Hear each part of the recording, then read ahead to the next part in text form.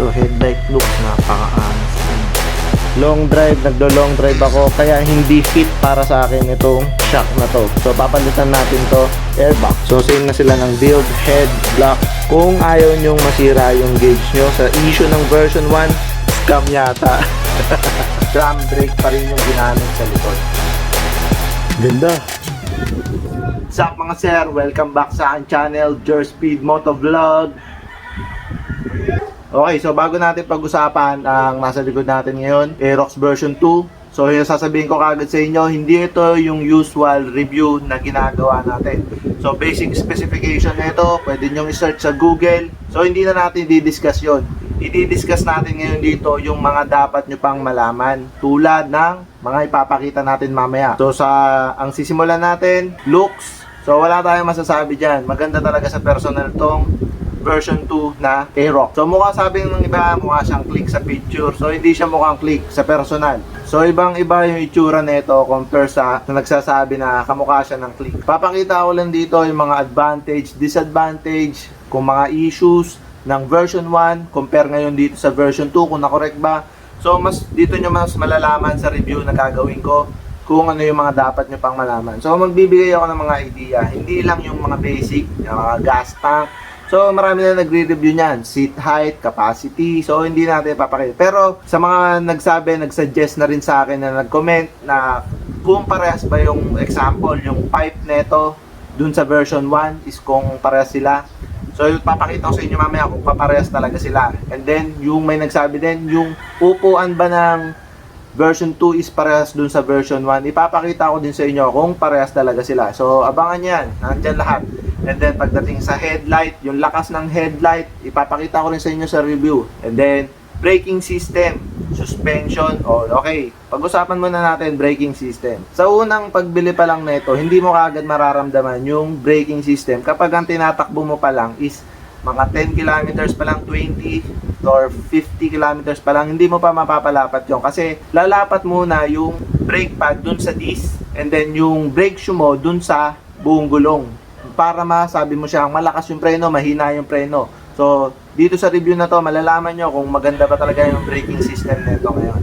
And then sa suspension naman, isasabihin ko sa inyo, ipapakita ko ng actual kung ano yung nag-response. Kasi biniyahe ko siya ng malayuan, KBang tunnel ako, nakailang rounds ako dito ng paikot-ikot. So malapit na nga pala siyang first change oil kasi naka 500 kilometers na ako. Soon, ipapakita ko din sa inyo yung oil na gagamitin natin at kung bakit ayun yung oil na gagamitin natin. Oo nga pala, speaking of oil, meron kasi yan mga Jaso MA, Jaso MB, ano ba yung dapat gamitin. So next review natin yon yung gagamitin natin oil dito pag break in pa lang. And then unang-una sa lahat, papasalamat po ako sa lahat ng sponsor natin, especially SPN Suspension, Ka-Thailander Motovlog. Maraming salamat po. Okay, sisimulan din natin tong vlog na to sa looks muna tayo. Okay, panoorin nyo.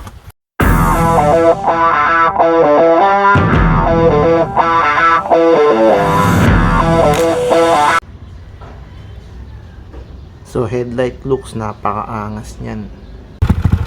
Okay, so headlight comparison naman. Ayan yung beam ng Aerox V1. So yan yung headlight niya. Ayan.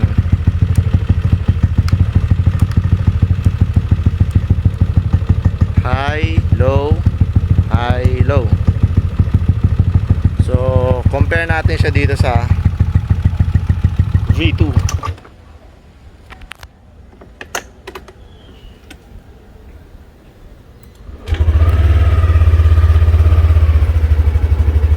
So yun yung beam ng V2. High, low, high, low, high, low. So parang maliit lang ang pagbabago. Pero kung mapapansin nyo, mas wide yung ilaw. Ayan. Nakikita nyo yung guhit na yan. Sa V1 walang ganyan. Mas wide siya ngayon. Ayan. Ayan yung beam ng V2.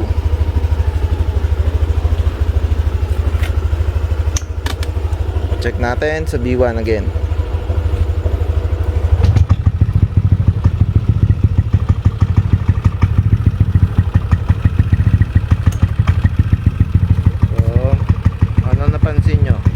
Meron din pala siyang guhit. Ayan, yung guhit na yan, pero mas malabo. Kasi spot yung gitna, yung high niya, high. So yun yung sa version 1.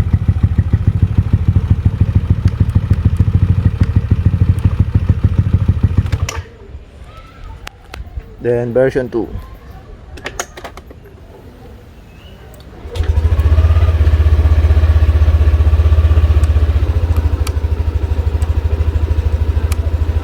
Okay, so you decide kung anong mas malakas.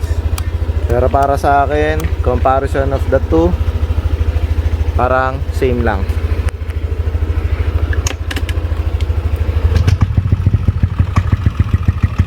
Oh, 'di ba? Same lang.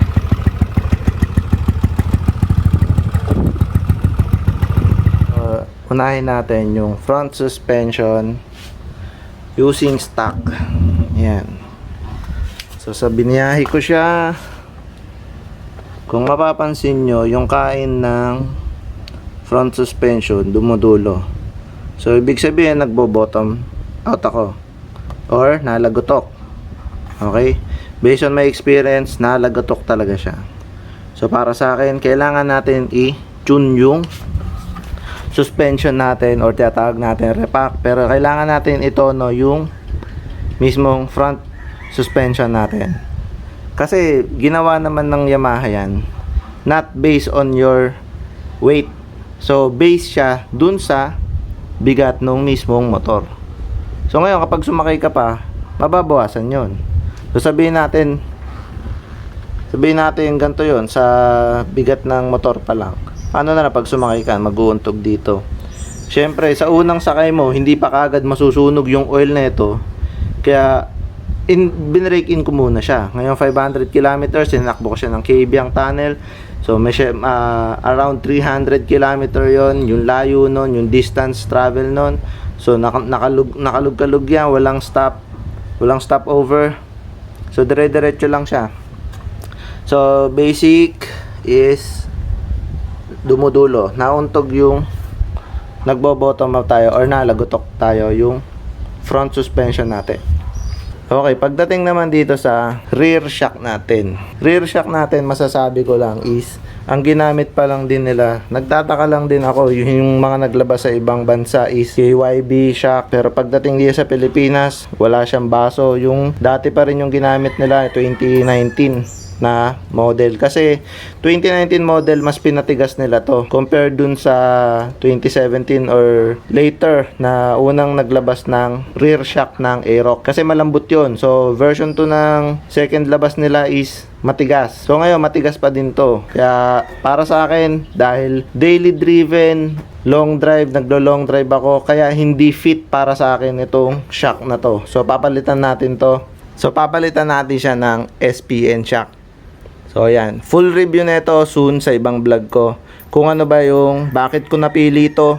So sa dami-dami ng shock na pwedeng ilagay natin, bakit ito yung napili ko, malalaman niyo kung bakit. Kasi kung pipili kayo ng shock, hindi lang sa performance, dapat budget wise din. Papakita ko sa inyo yung mga pagkakaiba ng mga branded or mga kilala natin na shock, YSS, RCB, Polin. So lahat yan meron tayong review. Bakit ang napili ko itong SPN. Pwede customize yung color, kaya nagustuhan ko din yun. So soon, papalit natin dito, and then abangan nyo yung review ko about sa SPN. Okay, sama na natin tong airbox. Speaking of airbox, kaparas na siya ng NMAX version 2. So, in-standardize sila na yan para dagdating siguro sa marketing is one size na yung gagamitin. Compare dun sa version 1 natin, magkaiba yung NMAX tsaka yung Aerox version 1 kasi 2DP yun, NB65 to engine. So, magkaiba yun. So, gusto ko to kasi para isang ano na lang. Hindi mahirap maghanap ng parts.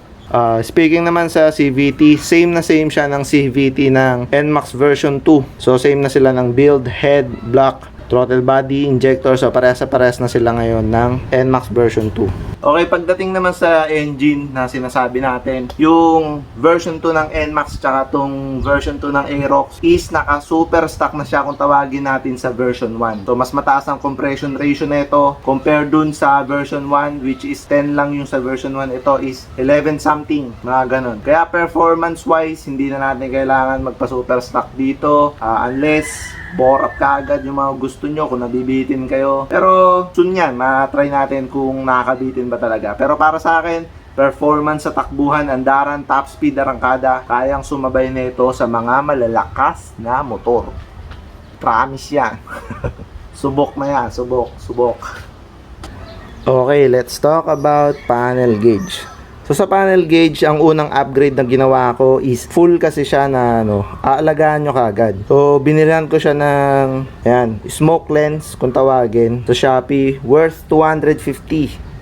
So may nagbebenta na kagad po nito. Unahin nyo yan. Kung ayaw nyong masira yung gauge nyo, sa issue ng version 1, nasusunog yung film dun sa loob ng gauge. So syempre asahan nyo na rin yun. Naaarawan yan, nabibilad sa araw para alaga na rin baga. And then dito sa pagdating sa switches. Yan, kabila ang switches.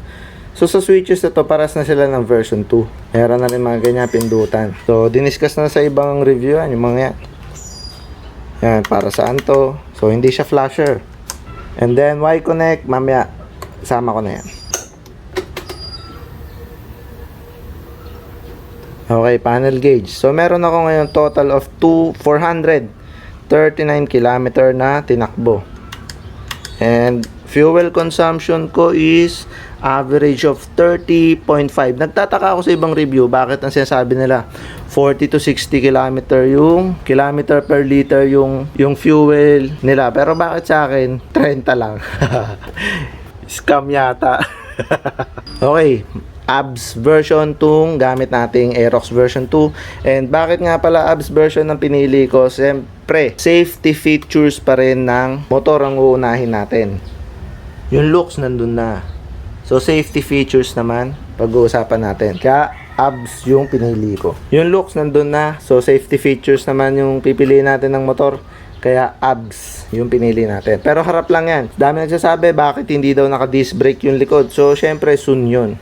Okay, so napag-alaman natin kung bakit hindi pa rin disc brake yung likod na ito. Kasi meron tinatawag na wedging kapag nagbe-brake tayo or nag-skid yung likuran. Which is delikado para sa mga bago lang nagka-motor. So meron naman na professional na gumamit ng motor, alam nila timplahin yung braking nila. So mahihinaan talaga yung mga magagaling ng pumereno pagdating dito or sa mga pro. Pero sa mga bago lang nagka-motor, gusto lang ng daily driven, so para lang may service sila, may pang motor sila. So ito yun, safety features pa rin ng Yamaha version 2, yung bakit drum brake pa rin yung ginamit sa likod.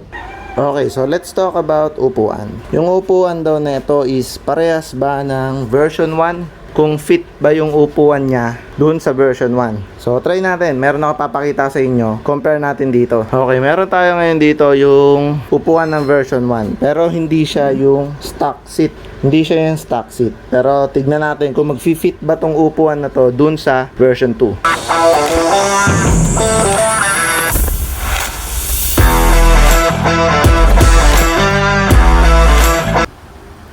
Ganda. Ganda. So nag-fit pero hindi na may sara. Bakit? So nag-fit yung upuan niya pero hindi may sara yung sa mismong dulo. Pakita ko sa inyo kung bakit. Magkaiba kasi yung dulo niya dito. So version 1 mas malalim. Ito mababaw lang. Kaya hindi siya fit. Yung upuan ng version 1 hindi fit dito kasi tatama dito. Pakita ko yung version 1. Sa version 1 kasi kung mako-compare nyo, ayan o. May kurba pa siyang malalim na part para dun sa uka na ito pag nagbukas siya. So ngayon doon sa version 2 hindi na fit to. Ayan yung reason kung bakit hindi siya fit. Kasi sagad na sa ilalim pero hindi pa rin nagtutugma. Ayan o. Muuntog na siya. Okay, so sobrang kalikot natin. Yung upuan ng version 1 hindi compatible dito sa version 2. Pero try natin yung upuan naman ng version 2, try natin dun sa Aerox version 1 kung magkakasya. Try natin, makalikot tayo. Okay, so mga sir, good news, nag-fit. Pakita ko kung gumagana. Okay, so mga sir, nailagay natin kay Kida yung upuan ng version 2. So nag-fit siya, nagkasya naman doon sa dulo, abot naman siya dito. Kasi napakaganda ng upuan ng version 2 para sa akin. Hindi lang siya makapit, maganda, ang sarap upuan, hindi siya nakakangalay. So fit yung upuan ng version 2 dito sa version 1 natin. Ang ganda pa ng style. Your speed. Okay, shoutout ko na lang din pala si Smartwell ang nagbigay ng clear visor kay Kita. So, thank you very much Smartwell, ang boy himas ng Marilaki. Shoutout na rin sa'yo, sir. Thank you.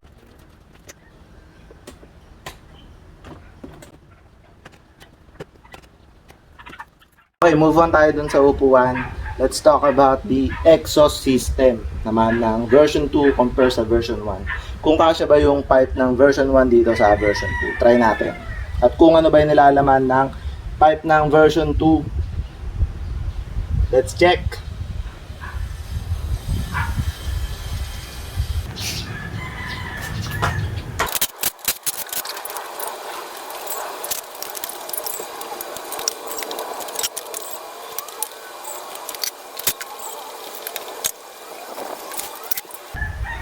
Okay, so ito yung pipe ng version 2 Aerox. So, meron siyang power bomb. So, joke lang, hindi siya power bomb. Isa tong catalytic converter para sa eco-friendly.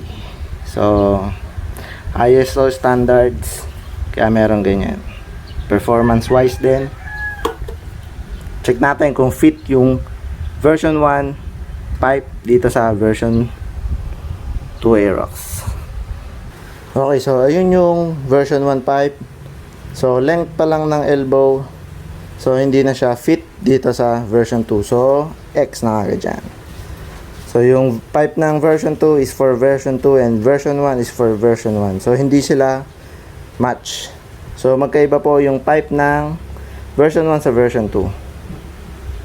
Okay, so nakita nyo hindi fit yung pipe ng version 1 dito sa version 2. So, malaking pagkakaiba nila, hindi sila fit. Okay, let's talk about engine performance. So, sakyan natin, let's go!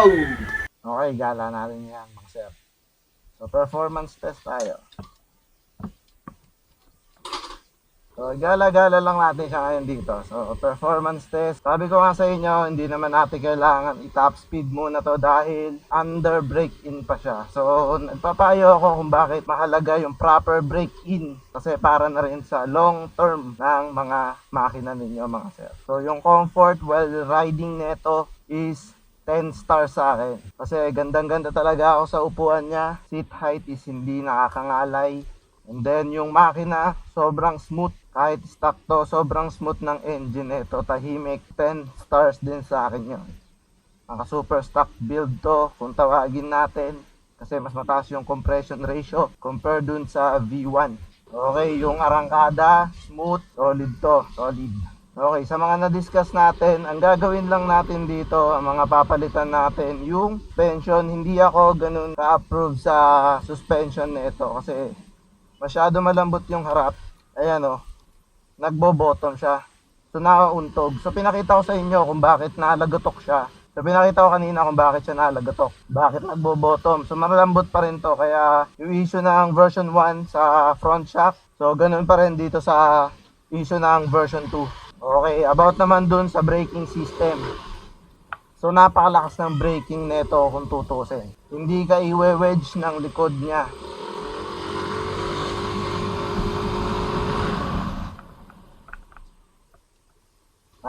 Nice braking. So hindi nag-skid yung likod. And then performance ng tires is stock tire. Hindi siya katulad noong stock na version 1 na madulas. So ito is soft compound, solid sa banking, mga sir.